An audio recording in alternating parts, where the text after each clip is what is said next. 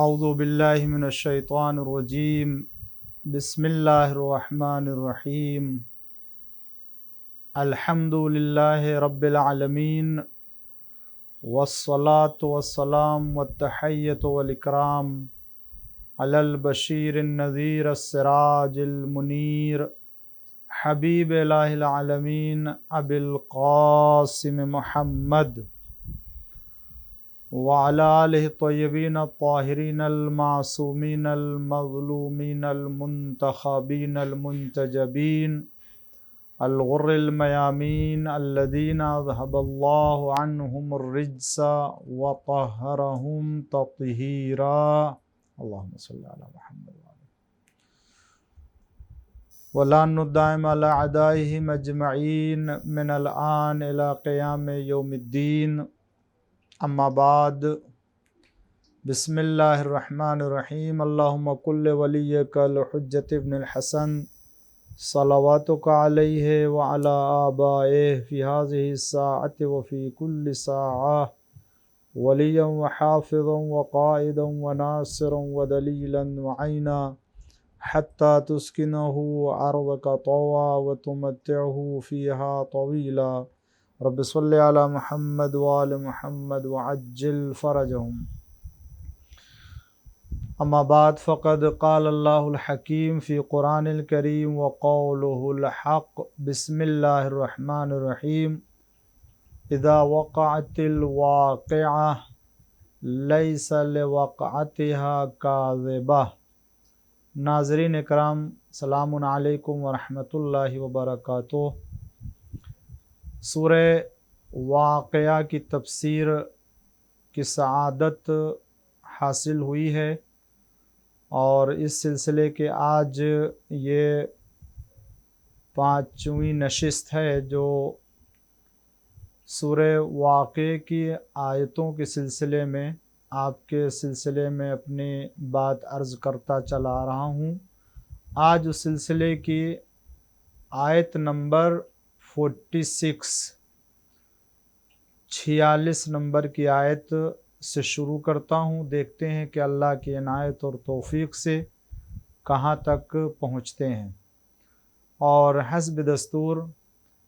قبل اس کے کہ اپنی گفتگو کا آغاز کروں، 2 جملہ اور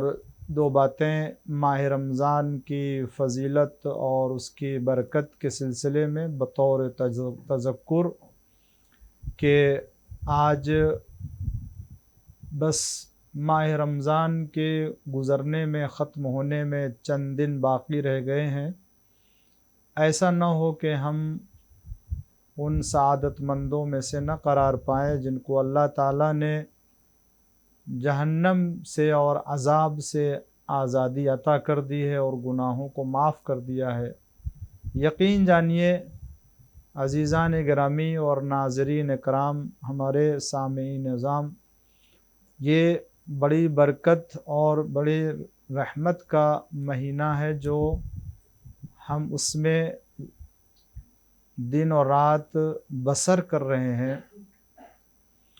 اس کے لمحے اور اس کی راتیں اور دن جیسا کہ جانتے ہیں، اللہ نے کسی مہینے میں سونے کو، اللہ نے کسی مہینے میں نیند کو اس طرح سے عبادت کی نیند قرار نہیں دیا، اور تسبیح سانس لینے کو قرار دیا۔ یہ پروردگار عالم کی سعادت میں سے، یعنی اس کی عظیم نعمتوں میں سے ایک عظیم نعمت ہے کہ ہمیں یہ موقع ملا ہے۔ تو کل کی گفتگو میں نے عرض کیا تھا کہ ہم ان لوگوں میں سے نہ قرار پائیں کہ جن کے اوپر اللہ کی رحمت اور مغفرت نازل نہیں ہوئی ہے اور شب قدر کے نیک مقدرات ہمارے لیے نہیں طے کیے گئے ہیں۔ خدا سے میں دعا کرتا ہوں اور آپ بھی تمام مومنین کے لیے دعا کریں، اور ابھی بھی وقت ہے اور ابھی بھی وہ موقع ہمارے پاس موجود ہے کہ اگر ذرا سے بھی کوتاہی رہ گئی ہے اور کی ہے ہم نے کوتاہی، تو ہم اس کا جبران کر سکتے ہیں۔ تلاوت قرآن، استغفار ذکر پروردگار، نیکیاں، صدقات، گناہوں سے دوری، خدا سے دعا کرنا، تلاوت قرآن کرنا، اللہ سے نیکی طلب کرنا، خدا کے سامنے پشیمان ہونا، راتوں کی عبادت، مناجات، جو دعائیں رہ گئی ہیں ماہ رمضان کی، ان دعاؤں کی تلاوت کرنا، ان دعاؤں کا ورد کرنا۔ جس طرح سے ہم ماہ رمضان میں افطار کے لیے مختلف ڈشوں کا انتظام اور اہتمام کرتے ہیں، جس طریقے سے ہم افطاری کے لیے بہترین اور طرح طرح کی غذاؤں اور لذیذ اور خوش مزہ ڈشوں اور غذا کا ہم اہتمام کرتے ہیں اور ہر دن کا مینو بنا کر کے رکھتے ہیں، اور جو گزشتہ دنوں سے ہٹ کے اور مختلف ہوتا ہے، کبھی اس طرف بھی سوچیں کہ آج یا اس ماہ رمضان میں ہم وہ عمل کریں گے، وہ دعا پڑھیں گے، وہ مناجات کریں گے، وہ نیکی کریں گے جو ہم نے اس کے پہلے ماہ رمضان میں وہ نیکی نہیں کی ہے، وہ دعائیں نہیں پڑھیں، یا اب تک اتنے 25 دن گزر گئے اور ان 25 دنوں میں ہم نے 26 دنوں میں جتنے دن گزر گئے ہم ان میں فلاں دعا نہیں پڑھ سکے، تو آئیے جو 4 دن 5 دن باقی بچے ہیں ان میں ہم ان دعاؤں کو پڑھ لیں، خاص طور سے دعائے ابو حمزہ صومالی۔ آپ یقین جانیے اس کے ترجمے کے ساتھ آپ پڑھیں گے تو احساس ہوگا چوتھے امام زین العابدین علیہ السلام نے ہمارے لیے کتنا بہترین سرمایہ مناجات کے لیے اور اپنے گناہوں کی بخشش کے لیے قرار دیا ہے کہ انسان کا ذہن اور انسان کی سوچ وہاں جا نہیں سکتی ہے۔ اور دوسری بات یہ کہ خدا کی بارگاہ میں اگر کوئی چیز پیش کرنا ہے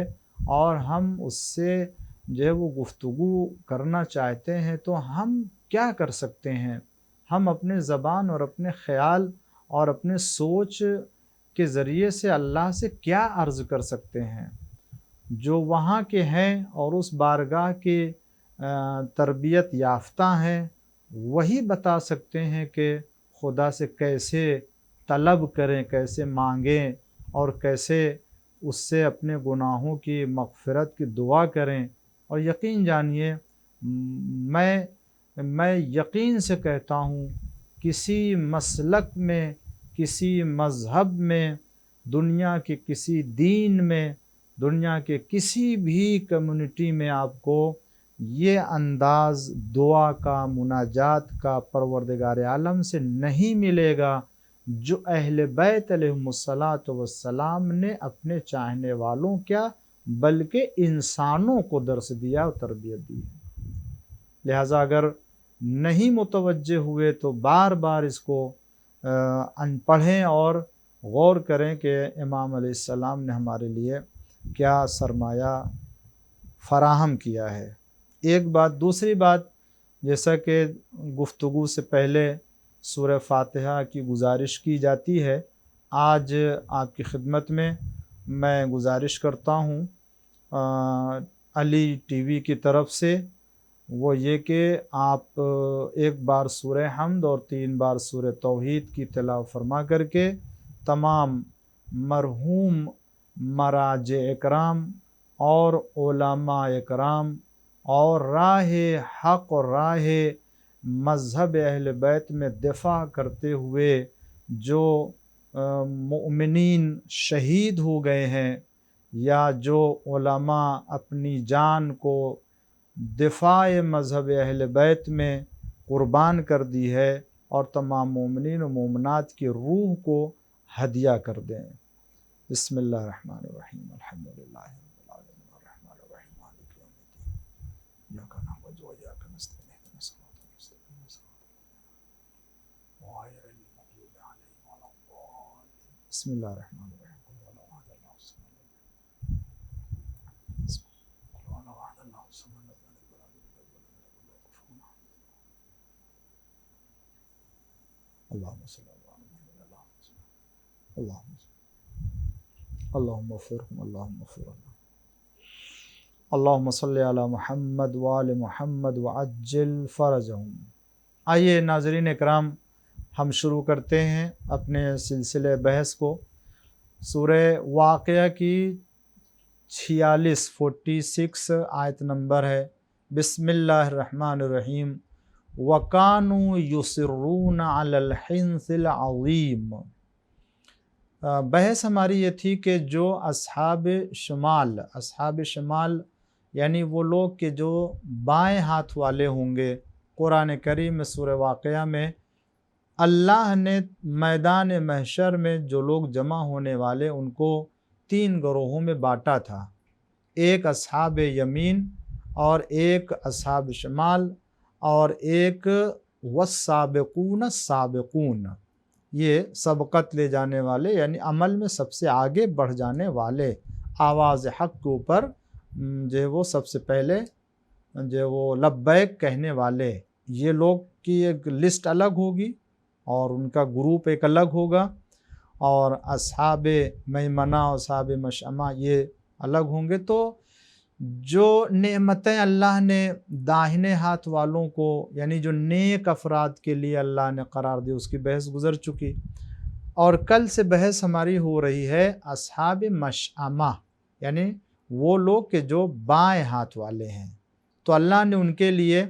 کل کی گفتگو میں جو بحث آئی وہ یہ کہ ان کے لیے جلتے ہوئے پانی، کھولتے ہوئے پانی میں رکھا ہے، اور جلتی ہوئی ہوا میں ان کو قرار دیا ہے، اور سیاہ دھوئیں میں ان کو رکھا گیا ہے۔ تو یہ ان کے لیے عذاب کے عنوان سے قرار دیا۔ پھر اس کے بعد بحث آئی کہ یہ وہ لوگ ہیں کہ جو دنیا میں ناز پرور تھے، یعنی ناز و نعم میں بڑے جو ہے وہ راحت اور آرام میں زندگی بسر کر رہے تھے، خدا کی اطاعت و بندگی میں ذرا برابر تکلیف برداشت کرنے یا تحمل کرنے یا دشواریوں کے اوپر جو ہے وہ صبر کرنے کو نہیں آمادہ ہوتے تھے اور خدا کے حکم کو پامال کر دیتے تھے۔ کل میں نے مثال عرض کی تھی، جیسے روزہ کو اللہ نے فرض قرار دیا ہے، عادت ہے کھانے کی، اللہ نے یہ دیکھا کہ آیا یہ خلوص ہمارے بندگی میں رکھتا یا نہیں، اس کو اذان صبح سے لے کے اذان مغرب تک کے لیے سب چیزوں کو، کھانے پینوں کو منع کر دیا، اور کہا کہ دیکھو اگر تم اللہ پر ایمان رکھتے ہو تو ہمارے کہنے کے مطابق ان تمام چیزوں سے پرہیز کرو اور کھانے پینے سے دور رہو۔ لیکن لوگوں نے بہانہ بنا کر کے چھوٹی چھوٹی بیماری کو، چھوٹے چھوٹے جو عذر کو پیش کر کے اس عظیم ترین عبادت کو ترک کر رہے ہیں، اس لیے کہ وہ ناز میں اور راحت میں زندگی بسر کرنے والے ہیں اور وہ تکلیف برداشت کرنے کو آمادہ نہیں ہے۔ میں نہیں کہتا ہوں کہ ایسے افراد اصحاب شمال یا اصحاب مشأمہ میں ہوں گے۔ خداوند عالم کی پناہ میں ہم آنا چاہتے ہیں اور اللہ کی پناہ طلب کرتے ہیں کہ خدا ہمیں ایسے برے لوگوں کے ساتھ قرار دے۔ کسی ایک واجب کو ترک کر کے اللہ تعالی ہمارے اوپر عذاب نازل کر سکتا ہے، مگر ہم کو بچنا چاہیے کہ اللہ کے حکم کی مخالفت کر کے ہم ایسے لوگوں کی لسٹ میں نہ قرار پائیں، ورنہ اگر اللہ حساب و کتاب کرنا چاہے تو وہ کر سکتا ہے، اور وہ اپنے بندوں کے اوپر مہربان بھی ہے۔ اور اس کے لیے میں نے عرض کیا کہ یہی تو اللہ کی عظیم جو ہے وہ عنایت ہے کہ اس نے اس ماہ رمضان میں بندوں کو معاف کرنے اور ان کے گناہوں کی بخشش کے لیے مہمان بنا کر کے بلایا ہے۔ اب یہ بندوں کی سعادت اور عدم سعادت ہے کہ وہ کس طریقے سے اس ماہ رمضان سے گزرتا ہے۔ پھر اس کے بعد یہ کہ وَكَانُوا يُصِرُّونَ عَلَى الْحِنثِ الْعَظِيمِ، یہی وہ لوگ ہیں کہ جن کا ذکر میں نے ابھی آپ کے سامنے شروع کیا، اصحاب مشأمہ یعنی جو بائیں ہاتھ والے ہیں، جو برے لوگ ہیں۔ یہ وہ لوگ ہیں جو گناہ عظیم پر اصرار کرتے ہیں، یعنی بڑے بڑے گناہ کو بار بار انجام دیتے ہیں۔ اصرار کا مطلب ہوتا ہے کسی کام کو دوبارہ تیبارہ 4 مرتبہ 5 مرتبہ بار بار اس کو انجام دینا۔ تو یہ لوگ عظیم گناہ کے اوپر اصرار کرتے ہیں، یعنی بار بار گناہ کرتے جا رہے ہیں۔ حنس کا کلمہ آیا، حنس کہتے ہیں قسم توڑنے کو، یعنی گناہ کو کہتے ہیں۔ دراصل یہ کلمہ بتایا میں نے کہ قسم کے توڑنے کے بارے میں استعمال ہوتا ہے، جیسا کہ سورہ سعد میں آیا ہے وَخُذْ بِيَدِكَ ضِغْثًا فَاضْرِب بِهِ وَلَا تَحْنَثْ، ہم نے کہا کہ اپنے ہاتھ میں ایک گچھا تھام لیں اور اسی سے ماریں اور قسم نہ توڑیں۔ یہ ایک نبی کے داستان کی طرف اشارہ ہے۔ یہاں شاہد جو ہے وہ وَلَا تَحْنَثْ ہے، یعنی قسم نہ توڑو۔ بعض اہل علم نے حنس کے یہ معنی کیے ہیں کہ قیامت کے انکار پر قسم کھانے کو کہتے ہیں، یعنی جو قیامت کا انکار کرے، جو آخرت کا انکار کرتا ہے، اس کو گویا حنس کہتے ہیں، قسم کے توڑنے کو کہتے ہیں۔ تو اس اعتبار سے دیکھیں تو یہ معنی لغت کے اعتبار سے اور شرعی اعتبار سے بہتر اور صحیح معنی لگتا ہے۔ کیوں؟ اس لیے کہ میں ذرا سا تھوڑا سا آپ کو اس کے پہلے انسان کی خلقت سے پہلے بلکہ عالم ارواح میں لے کے چلنا چاہتا ہوں۔ اس دنیا میں تمام انسانوں نے، صرف مسلمانوں نے نہیں یا صرف شیعوں نے نہیں،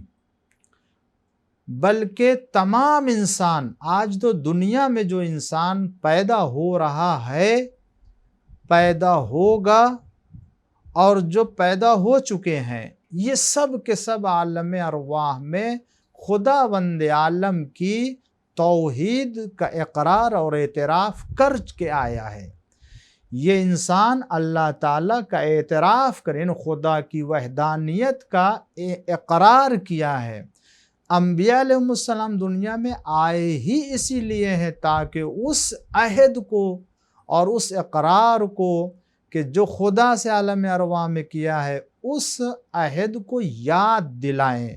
کہ جو ان کے عقلوں میں، جو ان کے دلوں میں، جو ان کے فکروں میں، جو ان کے نفس کے اوپر غبار بیٹھ گیا ہے اور اسے بھول گئے ہیں، تو یہ انبیاء آتے ہیں تذکر کے ذریعے سے، یاد دہانی کے ذریعے سے ان کو اس وعدے کی طرف متوجہ کرتے ہیں کہ تم جو آئے ہو اللہ کا اقرار کر کے، خدا کی توحید کا اقرار کر کے آئے ہو۔ تو جب اللہ کا اقرار اور توحید کا اقرار، اس کا مطلب ہے کہ قیامت پر ایمان رکھتا ہے، حساب و کتاب پر ایمان رکھتا ہے، قبر میں جانے کو اوپر ایمان رکھتا ہے۔ لیکن اگر اس دنیا میں کوئی آ کے اقرار نہ کرے قیامت کا، بلکہ انکار کر دے کہ نہ قیامت آنے والی ہے، نہ ہم زندہ کیے جانے والے ہیں، نہ تو ہم اٹھائے جانے والوں میں سے، نہ ہم سے کوئی چیز پوچھی جانے والی ہے، خلاصہ یہ کہ ایک دن اٹھائے جانے کے بارے میں جو قیامت کا دن ہے اس کا انکار کرے، تو اس اعتبار سے جو انسان قیامت کا انکار کرتا ہے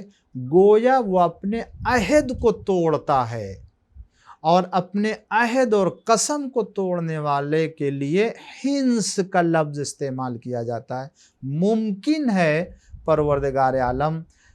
قیامت کے انکار کرنے والوں کے لیے جو یہاں ارشاد فرماتا وَقَانُوا يُصِرُّونَ عَلَى الْحِنْثِ الْعَظِيمِ، وہ عظیم انکار یعنی عظیم گناہ اور عظیم قسم کے توڑنے کے اوپر اصرار کرتے ہیں، گویا یہ آخرت کا انکار کرتے ہیں۔ اس اعتبار سے تو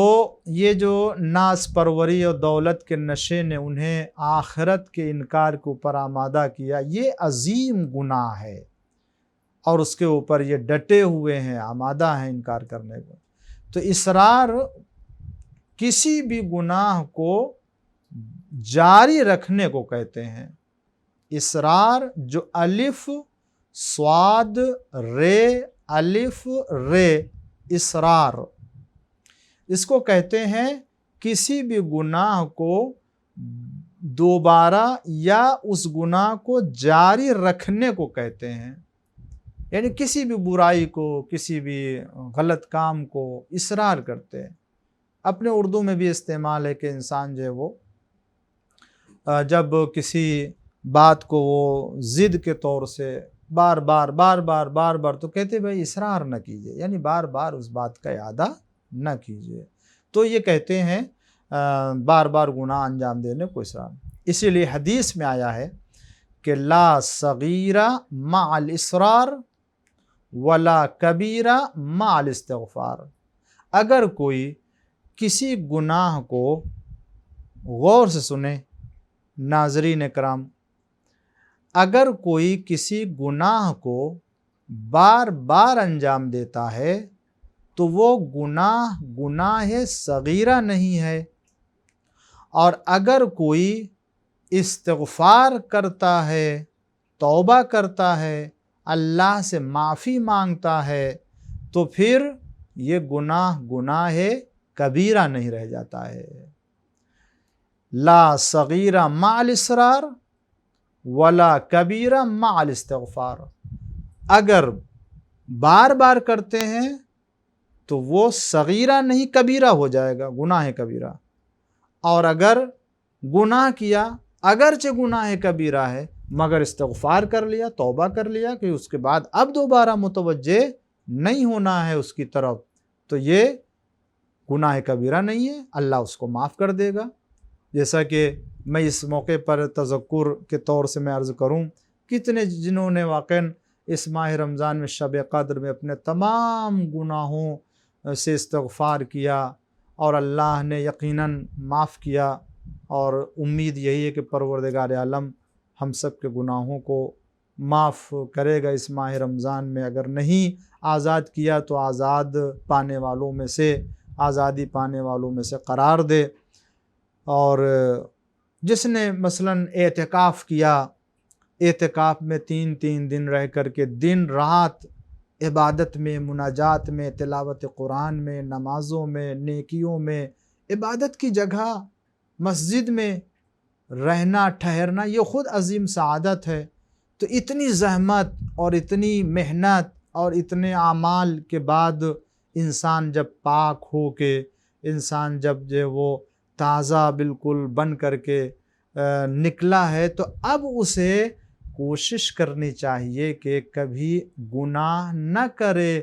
کہ پھر سے اسے اللہ کی بارگاہ میں استغفار کرنے کے لیے آنا پڑے۔ اپنے آپ کو جب پاک و پاکیزہ بنا لیا ہے، ابھی ماہ رمضان سے نکلیں گے، دوسرے مہینے میں آئیں گے، تو یہ ماہ رمضان میں اللہ نے ہمیں پاک بنا کر کے جب قرار دے دیا، تو اب کوشش یہ ہو کہ کسی طرح کو کوئی گناہ نہ ہونے پائے، نہ 1 مرتبہ، نہ 2 مرتبہ، نہ چھوٹا نہ بڑا، تاکہ ہمارے یہ عبادتیں آئندہ زندگی کے لیے عبرت کا سبب، یعنی درس کا سبب رہے، اور سیکھنے کے لیے اور ہمارے لیے نصیحت کا رہے سب۔ تو یہ 46 کی آیت تھی، اور 47 اور 48 میں ارشاد فرماتا ہے اللہ وَكَانُوا يَقُولُونَ أَإِذَا مِتْنَا وَكُنَّا تُرَابًا وَعِظَامًا أَإِنَّا لَمَبْعُوثُونَ۔ ایسے ہی لوگوں کے لیے جن لوگوں نے بار بار گناہ کیا، عظیمہ آخرت کا انکار کیا، گناہ پر اصرار کیا، ان کے لیے کہتا کہ اللہ فرماتا اور یہ کہا کرتے تھے، کیا کہا؟ وَيَقُولُونَ، کیا کہا کرتے تھے کہ اِذَا مِتْنَا، جب ہم مر جائیں گے، وَكُنَّا تُرَابًا، اور خاک میں مل جائیں گے، وَعِظَامًا، اور ہڈیاں جو ہے وہ بن جائیں گی، یعنی ہم جو ہے وہ خاک اور مٹی میں تبدیل ہو جائیں گے، تو أَإِنَّا لَمَبْعُوثُونَ، تو کیا ہم دوبارہ اٹھائے جائیں گے اور پھر سے ہم کو زندہ کیا جائے گا؟ یعنی یہ تعجب کے لہجے میں کہتے تھے۔ یہ تعجب کے لہجے میں کہنے کا مطلب ہے کہ وہ آخرت پر ایمان نہیں رکھتے کہ وہ اٹھائے جائیں گے۔ اس کے بعد وہ کہتے آباؤنا الاولون، اور کیا ہمارے جو ماں باپ گزر گئے ان کو بھی اٹھایا جائے گا؟ یعنی اور وہ حیرت اور تعجب کی صورت میں کہتے تھے کہ ہم تو چلیے ابھی مریں گے، مٹی میں ملیں گے، پھر ہم کو اٹھایا جائے گا، لیکن جو ہمارے آباء و اجداد اگلے والے لوگ مر چکے ہیں، مٹی میں جو ہے وہ مل چکے ہیں، ان کی ہڈیوں کا بھی پتہ نہیں ہے، کیا ان کو بھی اٹھایا جائے گا؟ یعنی حیرت ہے کہ وہ کیسے جن کو مٹی میں ملا دیا گیا ہے ان کو زندہ کیا جائے گا؟ یعنی دوبارہ حیات دیے جانے کے سلسلے میں وہ اپنے خیال میں یہ سوچتے تھے کہ ناممکن ہے، یہ ہو نہیں سکتا کہ اللہ دوبارہ اٹھائیں گے، کہ جب انسان ہڈی میں اور مٹی میں گل جاتا، ٹکڑوں میں بٹ جاتا ہے تو اسے دوبارہ زندگی ملے، کیسے ہو سکتا ہے؟ یہ ناممکن ہے۔ یہ انسان جو ہے وہ سوچتا ہے اور آخرت کا انکار کر دیتا ہے۔ اس پر شاہد کے طور سے وہ اپنے آباء و اجداد کی موت کو پیش کرتے ہیں کہ جس طریقے سے سال ہا سال گزرے ان کو مرے ہوئے، اور تو کیا ان کو بھی زندہ کیا جائے گا؟ کہ دیکھیے اب تک کوئی انسان کیا زندہ ہو کر کے آیا ہے کہ جو ہمیں زندہ کیا جائے گا؟ تو اس طریقے سے وہ آخرت کا انکار کرتے ہیں، جبکہ وہ اسی زمین کے اوپر زندگی کے دوبارہ عطا کیے جانے کے منظر کو دیکھتے رہتے ہیں، دوبارہ حیات کے ملنے کو وہ باقاعدہ دیکھتے رہتے ہیں۔ اللہ نے خود قرآن میں کتنی مثالیں دی ہیں۔ جناب عزیر کے سلسلے کا واقعہ، جن کو اللہ تعالیٰ نے 100 سال کی موت دی تھی، سلایا تھا، اور اس کے بعد ان کو زندہ کیا تھا، اور اس کے بعد زندگی گزاری اس دنیا میں انہوں نے 100 سال کے بعد، کہ جن کی سواری تھی وہ سڑ گل گیا تھا بالکل، اس کی ہڈی بھی بوسیدہ ہو گئی تھی، اور ان کے ہمراہ جو کھانے کی چیزیں تھیں، انگور اور انار روایتوں میں جیسا کہ ہے، وہ اسی طریقے سے تر و تازہ، کہ جبکہ اسے اور جلدی خراب ہو جانا چاہیے تھا، مگر وہ سواری جو جناب عزیر کی تھی وہ تباہ ہو گئی، نابود ہو گیا، سڑ گل گیا تھا، مگر یہ کھانا ابھی باقی، جو چند دنوں تک رہتا ہے وہ باقی رہا 100 سال تک، اور جو سواری مہینہ یا چند دنوں، کیا مہینے تک رہ سکتی ہے، زندہ رہ سکتا ہے وہ، تو اسے 100 سال کی مدت میں یہ صورتحال عطا کی ہے۔ یہ اشارہ ہے اس بات کے لیے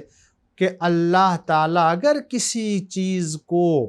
انجام دینا چاہے اور اسے باقی رکھنا چاہے تو یہ قدرت خدا کی تنہا ہے، کوئی اور اس پر قدرت نہیں رکھتا ہے، کہ اللہ ہی قادر مطلق ہے کہ جو یہ کام کو انجام دے سکتا ہے۔ اسی طریقے سے اصحاب کہف کا واقعہ، کہ اصحاب کہف کو بھی اللہ، جو قرآن میں موجود ہے، کہ اللہ نے ان تمام، یعنی یہ ایسا نہیں ہے کہ یہ قرآن کہہ رہا ہے تو ہم اس کو مان رہے ہیں، اور یہ قرآن ماننے والوں کے لیے جو واقعات دنیا میں رونما ہو چکے ہیں، ان واقعات کو قرآن نے دلیل کے طور سے پیش کیا ہے، اور آج اس کا وجود بھی ہے دنیا میں۔ اب دیکھیں وہ پہاڑی بھی موجود ہے اصحاب کہف کی، وہ جو لوگ اس زمانے میں تھے ان کی ہسٹری دیکھیے کہ کس بادشاہ کے زمانے میں تھے، اور انہوں نے کیا کیا، اور وہ کتنے لوگوں کے ساتھ وہاں گئے، کتنے سالوں تک وہاں سوتے رہے، پھر اس کے بعد اٹھ کر کے، وہ یہ آج ہسٹری میں بھی ہے، لوگ اس کو جو ہے وہ قرآن سے ہٹ کے بھی جانتے ہیں۔ تو اللہ نے یہ 2-3 نمونے قرآن کریم میں پیش کیے ہیں، اعادہ حیات یعنی زندگی کے دوبارہ عطا کیے جانے کے سلسلے میں۔ تو آخرت کا انکار کرنا، قیامت کا انکار کرنا کسی بھی صورت میں، کسی بھی شکل میں انسان کے لیے معقول نہیں ہے، اس لیے کہ اگر کوئی دلیل نہ ہو حیات و زندگی کے دوبارہ عطا کیے جانے کے تب تو انسان کا، لیکن جب مشاہدہ کر رہا ہے، یا خدا فرماتا سورہ روم میں وَيُحْيِي الْأَرْضَ بَعْدَ مَوْتِهَا وَكَذَلِكَ تُخْرَجُونَ، زمین کو اس کی موت کے بعد زندہ کرتا ہے۔ اللہ تعالیٰ زمین کو جو مردہ ہو جاتی ہے اسے زندہ کرتا ہے۔ یہ تو ہم ہر سال دیکھتے ہیں، زمین کو بنجر زمین ہوتی ہے، اللہ بارش نازل کرتا ہے، اسی بنجر زمین، سوکھی زمین سے کیسے کیسے پودے نکلتے ہیں، کیسے کیسے درخت نکلتے ہیں، کیسے کیسی ہریالیاں جو ہے وہ رونما ہوتی ہے، اور انسان جو ہے وہ دیکھ کر کے اس منظر کو کتنا جو ہے وہ راحت محسوس کرتا ہے، کتنا محظوظ ہوتا ہے۔ تو جب ہم اس دنیا میں دیکھتے ہیں کہ اللہ اس مردہ زمین کو زندہ کرتا ہے، جو اللہ کے علاوہ کسی اور کے اندر یہ قدرت نہیں ہے، تو خود اللہ فرماتا وَكَذَلِكَ تُخْرَجُونَ، اسی طرح تم بھی نکالے جاؤ گے۔ یعنی جس نے اس زمین کی اس حیات کو جو مردہ ہو گئی تھی عطا کیا، اسی طریقے سے اسی زمین سے جو تم مردہ ہو جاتے ہو، مردہ ہو کر کے اس زمین میں مل جاتے ہو، مٹی میں چلے جاتے ہو، ہڈیاں گل جاتی ہیں، گوشت کا پتہ نہیں ہوتا ہے، یہی مٹی تم کو زندگی دے کر کے اٹھائے گی کل، تم نکلو گے۔ اللہ قرآن فرماتے اسی طرح تم بھی نکالے جاؤ گے۔ یعنی خدا کے لیے بالکل کسی طرح سے کوئی مشکل نہیں ہے، آسان ہے، جیسے وہ زمین کو ہرا بھرا بنا دیتا ہے، اسی طریقے سے اس زمین سے انسانوں کو نکال سکتا ہے، وہ قدرت رکھتا ہے اس کے اوپر۔ قُلْ إِنَّ الْأَوَّلِينَ وَالْآخِرِينَ 59 اور 50 آیت نمبر۔ اے پیغمبر کہہ دیجئے بے شک اولین و آخرین والے لمجموعون، یقیناً سب کو جمع کیا جائے گا۔ یعنی یہ آخرت کا انکار کرنے والے کہتے یہ ہیں کہ ہمیں زندہ کیا جائے گا، کیا ہم سے پہلے والوں کو زندہ کر، تو اللہ فرماتا ہے تمہارے ماں باپ کی بات نہیں کر رہے ہیں۔ خدا فرماتا ہے تمہارے ماں باپ کی بات نہیں کر رہے ہیں، بلکہ اولین و آخرین کے لوگوں کی بات کر رہے ہیں۔ یعنی اگلے زمانے میں، پچھلے زمانے میں جو ابھی نہیں پیدا ہوئے پیدا ہوں گے، اور اس وقت سے جس وقت یہ دنیا آباد ہوئی ہے، اس دنیا میں لوگوں نے زندگی شروع کی اور چلے گئے، ان کو بھی ہم اٹھائیں گے، ان کو بھی جمع کریں گے۔ تو تم اپنے ماں باپ کی بات کر رہے ہو، آباء و اجداد کی بات کر رہے ہو، یہ تو بڑی نزدیک کی بات کر رہے ہو کہ ان کو اٹھانا، ہم تو ان کو اٹھانے کی بات کر رہے ہیں۔ اللہ قدرت رکھتا ہے اس بات کے اوپر، کہاں اٹھائے گا؟ اِلَى مِیقَاتِ یوم معلوم، ایک معین اور مقررہ دن اور معین اور مقررہ وقت پر جمع کیے جائیں گے۔ یوم معلوم یعنی یہ اللہ کو علم ہے کہ کب قیامت آئے گی، کب اٹھایا جائے گا، کب جمع کیے جائیں گے، یہ خدا جانتا ہے، وہ کوئی دوسرا نہیں جانتا ہے۔ مگر یہ اللہ کا وعدہ ہے، قرآن کا فرمان ہے کہ تم ہی نہیں بلکہ ہم سب کو اٹھانے والے ہیں، سب کو جمع کرنے والے ہیں، مگر معینہ وقت پر اور معینہ جگہ کے اوپر۔ ایک دن مقرر ہے اور ایک وقت مقرر ہے جہاں ہم تم کو جمع کریں گے۔ تو اس میں کسی طرح کا شبہ نہیں ہے، کوئی اس کو یہ نہ سمجھے کہ یہ کیسے ہو سکتا۔ قُلْ إِنَّكُمْ أَيُّهَا الضَّالُّونَ الْمُكَذِّبُونَ لَآكِلُونَ مِنْ شَجَرٍ مِنْ زَقُّومٍ، پھر یقیناً تم اے گمراہو، جھٹلانے والو، تکذیب کرنے والو، اس دن تم زقوم کے درخت میں سے کھانے والے ہو۔ یہ اصحاب مشأمہ کے لیے عذاب کا ذکر ہو رہا ہے۔ یہ درخت زقوم جو یہاں پر آیا ہے، یہ سورہ صافات میں بھی ذکر اس کا ہوا ہے اور دوسرے جگہ بھی اس کا ذکر ہوا ہے۔ یہ بیر کے درخت کے مقابل میں ہے۔ جیسے وہاں اصحاب یمین کے لیے اللہ نے فرمایا تھا کہ ان کو جو ہے وہ درخت، بیر کے درخت کہ جس میں کانٹے نہ ہوں گے، اس کے سائے میں رکھا جائے گا، اور کیلوں کے گچھوں میں، اور وہاں دیگر جو نعمتوں کا ذکر کیا اللہ نے، اسی کے مقابل میں اصحاب یمین اور اصحاب مشأمہ کے سلسلے میں ہے۔ اصحاب شمال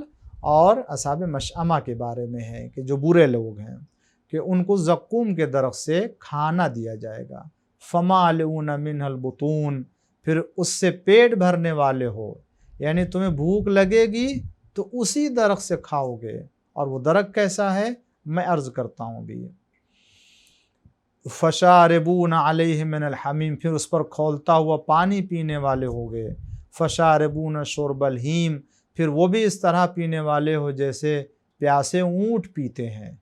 یعنی جس وقت ایک پیاسا اونٹ اضطرابی کیفیت میں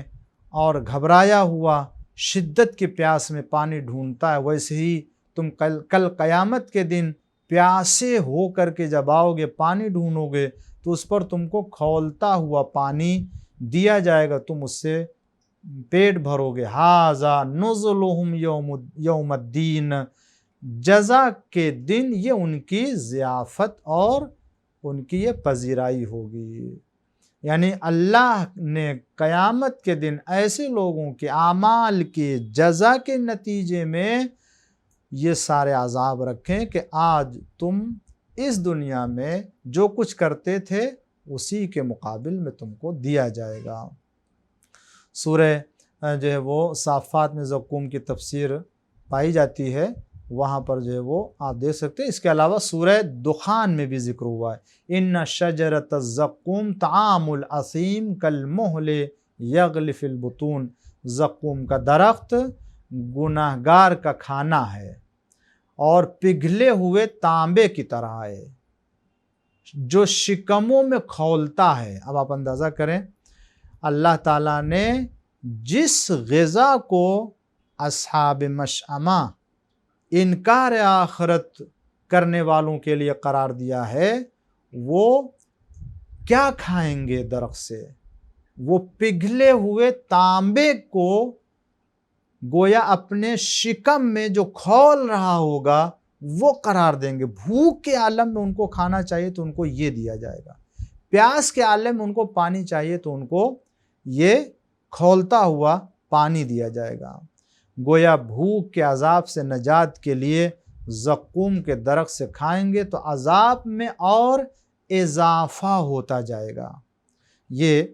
فشاربون علیہ من الحمیم، اس پر کھولتا ہوا پانی پی لیں گے، اور اس کھولتے ہوئے پانی کو بھی اتنی تیزی سے پی لیں گے کہ جیسے ایک شدید پیاسا پیتا ہے۔ یعنی گویا اس عذاب پر بھی اللہ نے ایک اور عذاب ان کے لیے رکھا ہے کہ وہ اس سے پیاس تو بجھے گی نہیں بلکہ اور اس سے اپنے پیاس کی شدت میں اضافہ کر لیں گے۔ یہ انتہائی اضطرابی کیفیت ہوگی قیامت میں ایسے لوگوں کے لیے، اور یہ بیچارگی کے عالم میں یہ منظر پیش ہو رہا ہے کہ جس میں انسان مبتلا کیا جائے گا اور اس سے نکلنے کی کوشش کر رہا ہوگا، مگر کون وہاں سے باہر دوبارہ آ سکتا ہے؟ کون نکل سکتا ہے؟ ھذا نزلہم، یہ ہے ان کافروں کی ضیافت اور آخرت کا انکار کرنے والوں کے لیے پذیرائی کے ان کو جو ملنے والی ہے اس میں ایک قسم کا استہزاء ہے۔ یعنی یہ کہنا کہ ھذا نزلہم، یہ تمہاری ضیافت ہے، یہ تمہاری پذیرائی ہے، اور پذیرائی میں اور ضیافت میں کھولتا ہوا پانی، تانبے کا پگھلا ہوا جو مادہ کھانے و پینے کے لیے دے کر کے کہنا، یہ گویا اللہ کی طرف سے ان کو اور رسوا کرنا ہے اور ان کی توہین ہے، یہ گویا استہزاء ہے۔ اور کیوں نہ ہو استہزاء، جب ان کو جنت کی نعمت کی خوشخبری دی جاتی تھی تو وہ اس وقت مذاق اڑاتے تھے، جب ان کو جہنم کے عذاب سے ڈرایا جاتا تھا تو وہ اس وقت مذاق اڑاتے تھے، نبیوں کا استہزاء کرتے تھے، پیغام خدا کا مذاق اڑاتے تھے، مومنین کا مذاق اڑاتے تھے، دین کا مذاق اڑاتے تھے۔ آج جب یہ آئیں گے تو خداوند عالم ان سے کہے گا ھذا نزلہم، یہی تمہاری پذیرائی ہے۔ تو یہ ایک طرح سے ان کے اس استہزاء اور مذاق اڑائے جانے کا جواب ہے۔ لہٰذا ہمیں چاہیے کہ اس دنیا میں پیغام خدا، پیغام قرآن اور پیغام معصومین علیہم السلام کے اوپر عمل کر کے دنیا میں پاکیزہ زندگی بسر کریں اور آخرت میں اللہ کے سامنے سرخرو رہیں اور اس عظیم عذاب سے محفوظ رہیں۔ دنیا میں اگر ہم نیک کام کریں گے، ظلم سے اس پرہیز کریں گے، حقوق کی پامالی نہیں کریں گے، خدا کے احکام کو پامال نہیں کریں گے، ہم ماہ رمضان کے روزے نہیں چھوڑیں گے، ماہ رمضان میں بہترین عبادت اور استغفار و توبہ کر کے ہم خدا بند عالم سے طلب کریں گے تو پاکیزہ زندگی ہوگی، اور یہی اللہ چاہتا۔ ورنہ خدا تو ہر مہینہ غفور الرحیم ہے، اللہ تعالیٰ ہر مہینے میں گناہوں کا معاف کرنے والا ہے۔ اس نے اس مہینے کو خاص طور سے کیوں قرار دیا؟ اللہ چاہتا ہے کہ بندے معاف کیے جائیں۔ تو جب اللہ چاہتا ہے اور ہم چاہیں گے تو کیوں نہیں یہ کام ہو سکتا ہے؟ اسی امید کے ساتھ انشاءاللہ آنے والے دنوں میں جو ماہ رمضان کے چند دن باقی ہے، بہترین عبادت اور سعی و کوشش کریں، زحمت اٹھائیں، ایک لمحہ ضائع نہ ہونے دیں۔ انشاءاللہ ہم کو اللہ عذاب جہنم سے آزاد ہونے والوں میں قرار فرمائے گا۔ دعا کرتے ہیں پروردگار ہم سب کو امام زمانہ عجل اللہ تعالیٰ فرج الشریف کے غلاموں میں اور ان کے لشکر میں شمار فرمائے، اور حضرت کی حکومت کے اسباب جلدی فراہم فرمائے۔ بس اور آخر میں اب آپ کی خدمت میں عرض کروں کہ جس کے لیے آپ بالکل آمادہ ہو چکے ہیں اور میں بھی آمادہ ہو جاؤں، تاکہ سوال آپ کے سامنے پیش کر سکوں، اور بہت آسان سوال ہے۔ آج کا سوال یہ ہے کہ جن کافروں اور جن لوگوں کو قیامت میں عذاب کے طور سے خدا زقوم کے درخت سے کھلائے گا، اس زقوم کے درخت کا مطلب کیا ہوتا ہے؟ زقوم کسے کہتے ہیں؟ زقوم کے کیا معنی ہے وہ آپ بتائیے۔ میں دعا کرتا ہوں اللہ تعالیٰ آپ کے جواب کو انشاءاللہ صحیح قرار دے۔ وصلی اللہ علی محمد وآلہ طاہرین۔